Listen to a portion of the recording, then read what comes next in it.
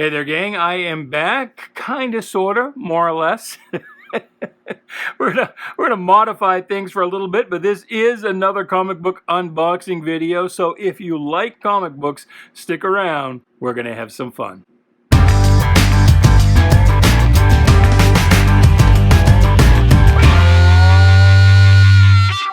Hey there, Bubby. Welcome to Shanghala. My name is Duke, and this is an unboxing video. Or actually, it's more of an unstacking video. I don't have a full box to work with here, but I do have a stack of books that I've been given to grade. If you haven't seen these videos before, I grade comic books pretty much for a living. For a living, I work for a company that buys and sells comic books, and about 30 hours of my work week is grading the books that we sell on eBay is what we call raw singles. So I've got a stack of books I've been given here to grade. We're going to take a look at them. As always, as I say, this isn't a commercial for the company, but if you want to know, the seller name on eBay is .com Comics. You're welcome to have a look. But really the reason I do this is just to share that joy, that passion of collecting comic books and just kind of the gosh wow of cool old comics to share that with you. And I am happy to be back. The convalescence continues. Thank you to those of you who've left kind notes and messages. You can reach out to me on social media. It's Shanghala, at Shanghala on both Twitter and Instagram, or you can email just duke@shanghala.com. But if you don't know, I've had diabetes for quite a few years now. Got into a bad case of Oreos and came down with the diabetes. And so I've had a lot of health problems, and recently I broke my foot. I don't know how, just standing on it wrong or something. And it's been a little bit of a rigmarole trying to get that taken care of. It still isn't in a cast, still doesn't have the pin put in the bone that is broken. I've been 3 weeks now trying, waiting for the very Canadian level of healthcare. Sorry to those of you who are Canadian viewers. But yeah, it's been tough waiting for everyone to get their thumbs out of their butts and get this taken care of. Meanwhile, I'm hobbling around on a broken leg, and I cannot get upstairs into the attic space that I normally shoot these videos in. And if you don't know, I have a very small house, like 500 square feet. It was originally just a cabin, and I don't have a small house because I'm one of these, soy-based hipsters trying to save the planet. I have a small house because it's what I could afford. So, anyway, my wife works from home, since the whole COVID thing and her health issues with muscular dystrophy and being confined to a wheelchair. So I really can't shoot videos down here because there's nowhere in the house where I can go where I'm not bothering her while she's on the phones doing her work. And so, as luck would have it, she's away for the weekend visiting relatives, and I've got a chance to shoot some stuff here at the kitchen table. So let's not waste any more time. Let's get to it. You don't really care.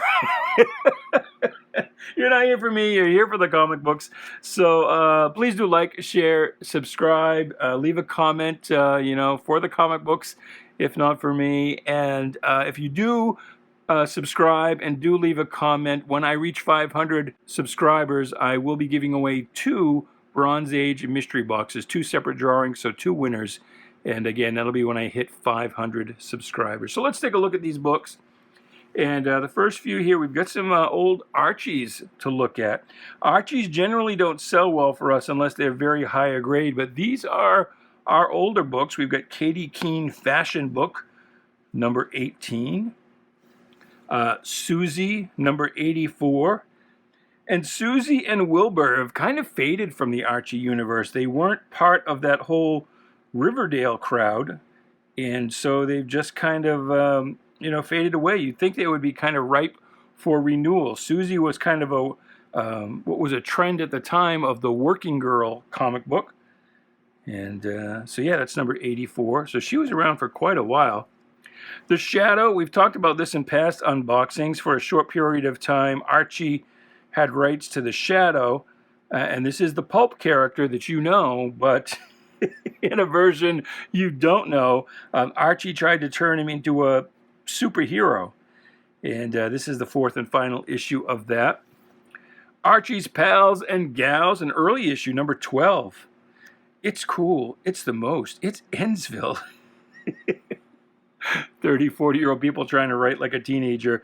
It's a story called The Importance of Being a Teenager. Read it inside. Oh, boy.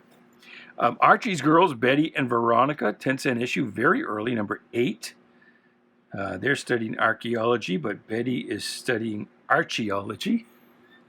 That's clever. Is another early issue, not in as nice condition, but it's Archie's Girls, Betty and Veronica, number 10. Here's regular old Archie himself, number 106, 10-cent issue, with his little fairy godmother here. Archie's pal Jughead, number 13, and look, dating Betty. So they were all kind of moving around. They were very CW there in the in the early years. Number 16, approved reading. So this is pre-code. And then number 59, and now we do have the comics code. So there you go there. Now we've got a few, what do we got here? Looney Tunes. What issue number is this? Looks like it's got a subscription fold. So if you don't know, back in the day, when comic books were mailed to folks, and of course, you know, they weren't treated with any more care than the Sunday newspaper, and they would actually fold the book right in half, wrap it in a mailer to send it through the mail. And so you get these folds that go, you can see a little bit here on the back cover, and they go through the entire book. And maybe I should do a grading video just about subscription folds. But yeah, that's what that is. Pretty good condition other than the fold. And this is number 93 from 1949. That's cool. I would like that in my collection. This one's nice. Has even a little bit more cover gloss still. Still has a subscription fold, even a little more pronounced on this one. And this is number 105 from, whoops, what was it? 1950. And here's a Walt Disney's Comics and Stories, Volume 10, number 11, number 119. Got a little hole here. I wonder if that's actually detached. Yeah, it looks like the cover's completely detached. Still, though, nice condition other than the cover being detached. The cover itself, but for this hole, is still in pretty nice shape. Looks like they're on a train, but you have to kind of know that, I guess. Any modern reader might look at that and think that the Huey, Dewey, Louie are just stuck on a shelf above the window. And Donald's in his lazy boy. Oh, Lakeview Lodge. Oh, Lakeview. We have a Lakewood theater here in Maine that was a big thing on the off-Broadway circuit there for many a year. So from here on in, this stack is mostly newer stuff, and it's a lot of Star Wars stuff. So that is Witchblade number 2 from Image Comics. I don't know how that's going to do. I've got a couple of lots of fixed price books of Witchblade up on the eBay right now, and they haven't sold. They've been there for a few weeks, and they have not sold, and I've got a pretty good price on them. So in addition to grading the singles, I also manage our fixed price listings. And like I said, those lots haven't sold, so I'm going to be curious to see how that does.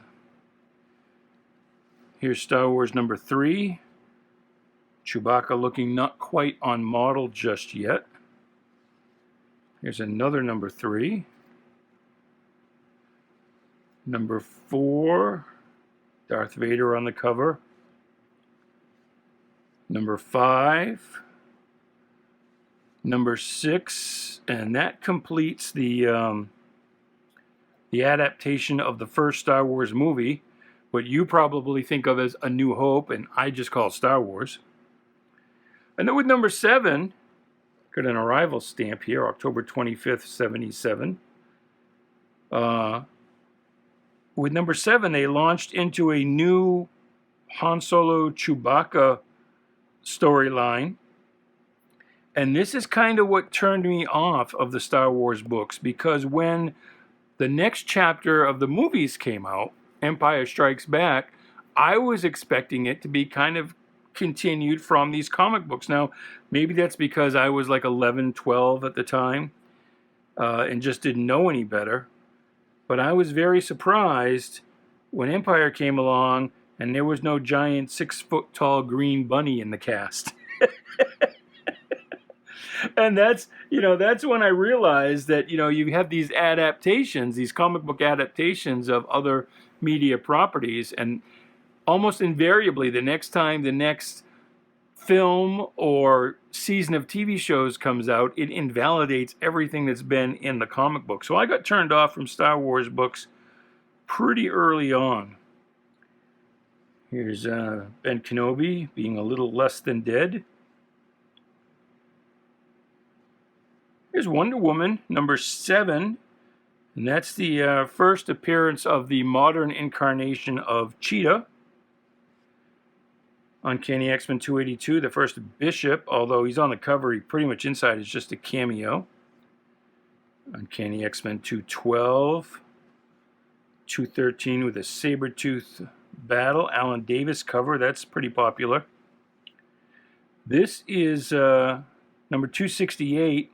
And this is another one of those ones that sells really well because it's considered to be an iconic cover, and yet I don't think it's that great of a cover, me personally. And again, don't ever let anything that I say, encourage you or discourage you. You like what you want to like. You invest what you think is worth investing in, or pay whatever price you are willing to pay to get what you want. Don't let me discourage you, but my personal opinion is that's just a meh cover.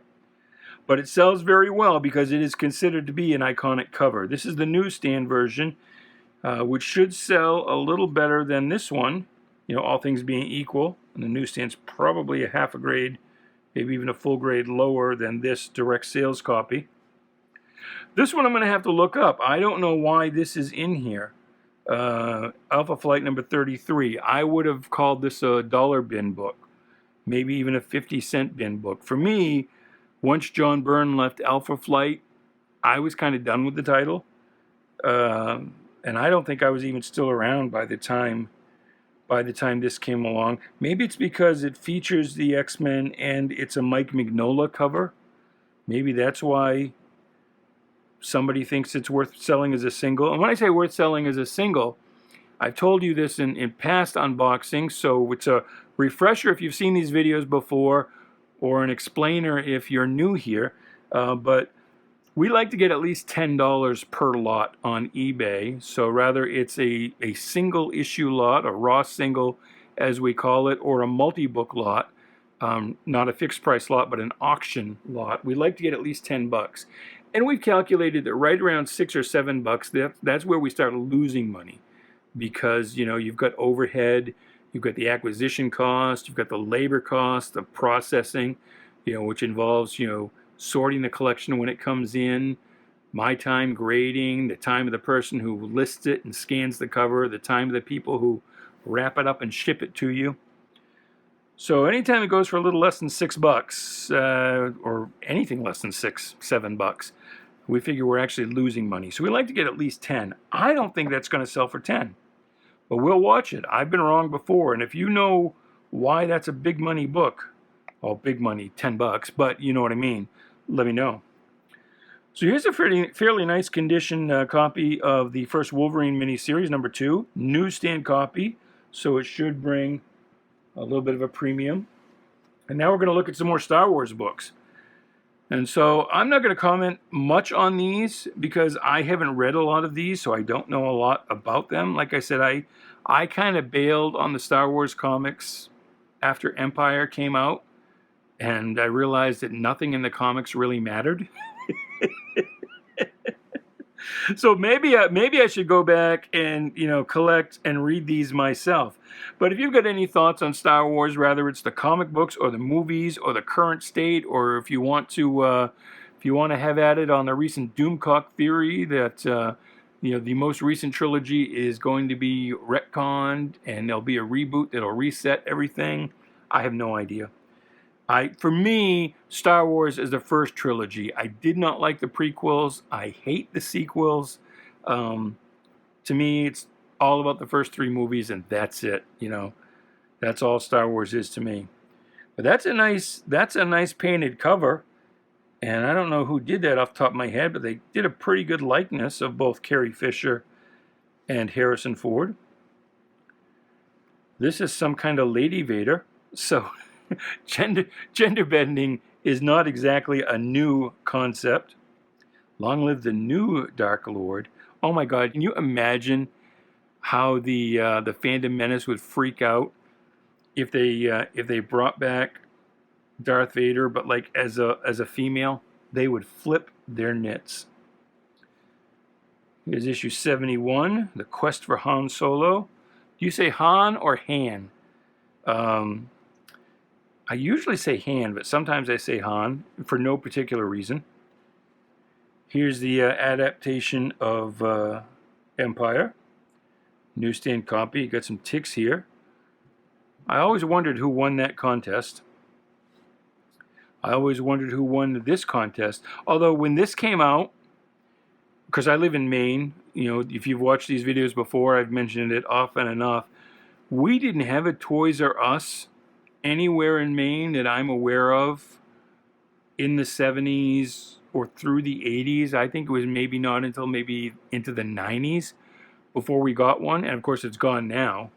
But went a Toys R Us shopping spree, and that just blew my mind because I was like, what the hell is Toys R Us? Where is it, and how can I get there? Just the name, I was like, oh. Prepubescent orgasm. I've got to go to this thing called Toys R Us. This one has a little bit of water damage here. I don't think this should be a single. I might pull that. Although isn't 41 something? Or maybe it's just one of these is the first, somewhere in here is the first Boba Fett in comics. But these are some more adaptations of Empire. What else we got here? Death Probe. Dun, dun, dun, dun. Here's a Darth Vader chess master. I don't know who that guy's supposed to be. Here's my giant green bunny. All these years later, I can't actually remember his name. I have to look it up. But I don't care. Unless the next Star Wars movie or TV show has a giant green bunny. Jon Favreau, if you're listening, you can go to hell with anything that doesn't have the green bunny. I want my green bunny. Been promised green bunny since 1978. So there's number 2. There's number 60. Number 50.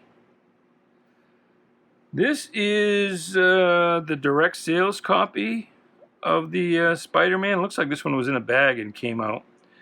This looks funky. There's about 7 different versions of this. This right here, the number looks funky. So I'll have to research and see exactly which version that one is. This is Batman 457, first appearance of Jason Todd in the Robin costume, or at least, no, Tim Drake. Tim Drake? Yes. Or, no. Yes. I don't know. I think it's Tim Drake. There's too many damn Robins. Well, here's one fewer Robin. And I've told you before, I'm one of those people who voted to kill Robin, Jason Todd. I hated when they kind of rebooted him at Crisis on Infinite Earths. I liked the original Jason Todd, even though his circus-based origin was very similar to Dick Grayson. I liked him, and I thought it was time for a new Robin at that point. But then when they rebooted him after Crisis and made him like this street punk, I was like, fuck him. I've never liked Jason Todd since, even today. So I did. There was an 800 number. If you don't know the story, DC had this 800 number that you could call and vote for whether Jason Todd was going to live or die in this story arc. And the fans voted to kill him. And so DC did. And maybe we can even see it. I think this is the death issue. Let's see. Where is it? Da, da, da. Jason! Oh no! What's going to happen? I guess it's the next one we actually see. Here's where he gets beaten with a crowbar. Boom, boom, boom. Boom, boom, boom. Here it is. There it is. Boom. Beaten up. And then the crowbar. Look at that. Whackety, whackety, whackety, whackety, whack. Oh. That's rough. I might not have voted to kill him if I'd known that's how they were going to do it. This is a reprint, Marvel Movie Showcase. So this reprints the first Star Wars story. But the first one is so hard to get in nice shape and so expensive that a lot of folks, even today, will go for this reprint. And I think this reprints the first, is it all 6 issues? No, I don't think it could be all 6, but anyway. Here's King Size Annual number 1. Let's see what else we got here. Here's another number 2. Here is ROM Space Knight number 31, Battling the Brotherhood of Evil Mutants, and this is the second appearance of Rogue after Avengers Annual number 10. That's her second appearance, so that one does pretty well. And issue 32 is, I believe, her third appearance. Look, she's getting a face full of no love there. Here's the one that's really taken off since the WandaVision TV show. Behold, the White Albino Vision. Web of Spider-Man number 1. We see a bazillion of those, but it is a good, steady seller. There's another one. Fantastic Four 244. You know, the John Byrne run of Fantastic Four, that will reward you every time. That is worth tracking down that full run, putting it together. This is the this is where Johnny's girlfriend Frankie Ray is turned into a herald for Galactus. So that's a good issue. Boy, I just loved that book when it came out. And this one is number 252, and John Byrne did a thing where it reads horizontal. As you can see here, all the pages are read this way instead of this way. So some people think that's cool. And then lastly, last book in this stack, Captain America 352. And I still don't know what the big deal is about this issue, why it's appearing in my single stacks all of a sudden. So leave a comment down below. Let me know why, what you think. Why is that book suddenly popular? But other than that, that's it. That's the stack. I am, as I said, soldiering on just for you, sucking it up, driving through the pain. And until next time, I don't have my ring, I don't have any action figures, but even so, goodbye, good luck, and please be good to each other.